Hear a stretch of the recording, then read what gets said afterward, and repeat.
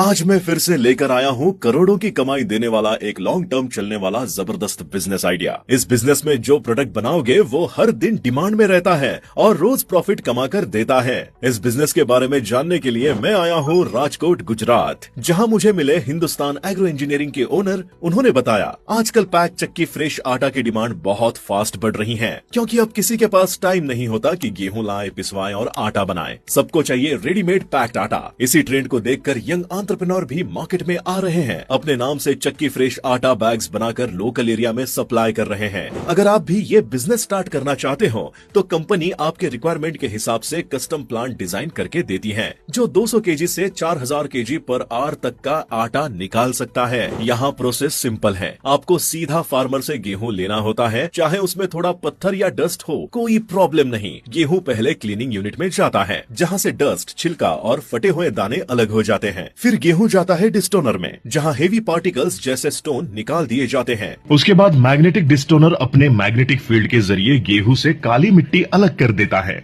फिर क्लीन गेहूं को ग्रेडिंग मशीन से पास करके ABCD ग्रेड के गेहूं अलग किए जाते हैं।